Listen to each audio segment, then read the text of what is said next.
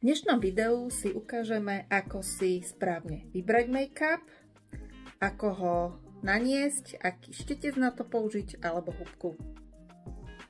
Milé dámy, želám vám krásny dobrý deň. V dnešnom videu si ukážeme, ako si vybrať správne make-up. Ukážem vám, ako som si vybrala ja ten môj správny make-up pre dnešné líčenie. Ja som si pleť pripravila, vyčistila, naniesla som si na ňo čistiaci gel, zneutralizovala som si pleť tonerom, naniesla denný hydratačný krém, takže to mám ako základ na pleť a ukážeme si teda, ako si vyberieme make-up. Ja tu mám takto pre pomôcku make-upy od značky Larens. Majú 3 odtiene farieb, preto sa veľmi ľahko dajú aj vybrať. Dá sa ľahko vybrať tá správna kombinácia pre pleť. Ukážem vám, ako vyzerá ten make-up. Najprv si ho nanesiem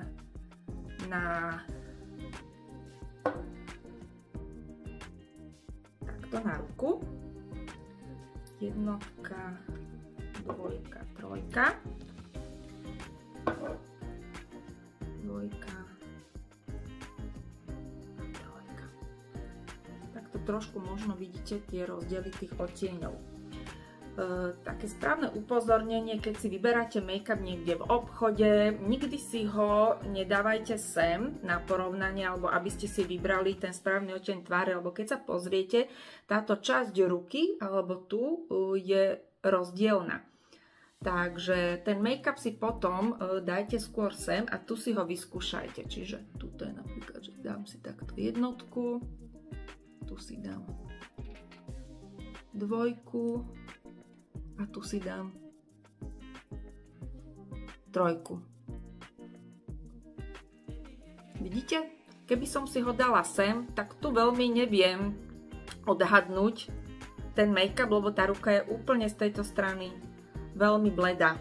Takže ja si to teraz odlíčim a za mňa je teda táto dvojka taká, ktorá mi najviac sedí a ukážeme si, ako si ten make-up aplikujem potom na celú tvár. Tak, teda pokračujeme v nanášaní tohoto make-upu.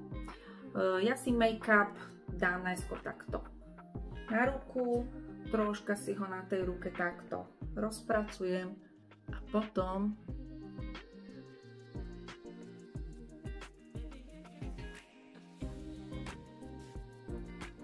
dám takto jemne na celú pleť a potom takýmto skoseným štecom to pekne rozpracujem po tej pleti.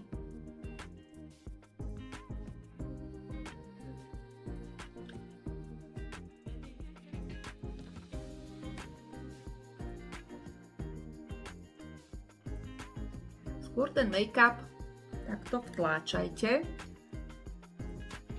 aby sa dostal všade aj do tých pórov. Ja ich mám teda trošku výraznejšie, takže ja si ho musím viac takýmto klepkavým spôsobom dostať do tej pokožky.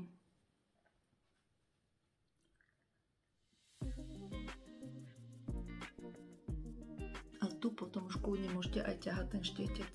Ale vždy si ho dajte aj sem do tejto časti až dole, aby ste nemali takto odseknutú hlavu, že tu mám nejakú farbu, tu mám nejakú farbu, ale pekne, aby to bolo zjednotené. Nebojte sa prejsť aj po tom očnom viečku a až takto smerom do pokožky vlasov ho pekne zapracujte.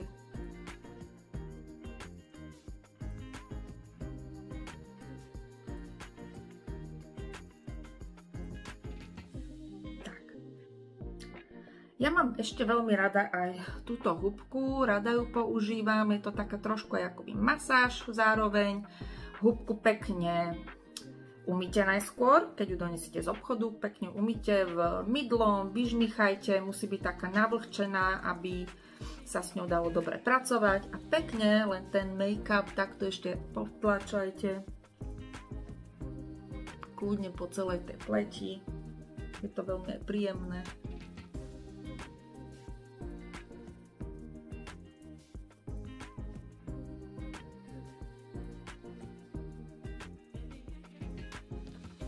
Takže toto si ešte odložíme. Budeme používať aj korektor, ktorý je takisto z kozmetickej značky Larins.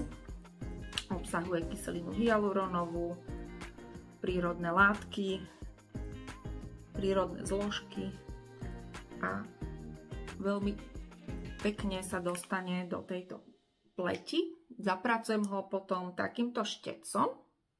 Je trošku taký hutnejší, takže nájdete ho aj v nejakej DM drogerii alebo kdekoľvek na internete. Tieto štece sa dajú objednať, kúpiť, takže veľmi pekne s nimi viete pracovať a lepšie zapracujete ten make-up ako len použitím ruky. Kľudne môžete aj takto okolo týchto častí nosa prejsť si tieto časti tváre, prejsť celé viečko, aby sa nám ujednotilo všetko okolo toho očného okolia.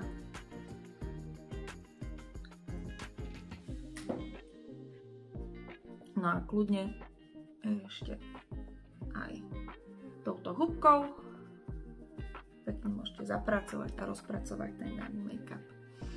Takže to by bolo k aplikácii make-upu, jeho výberu a ďalšie kroky si ukážeme potom v ďalších videách. Budem rada, ak ma budete ďalej sledovať, odoberať môj YouTube kanál a dáte mi aj like.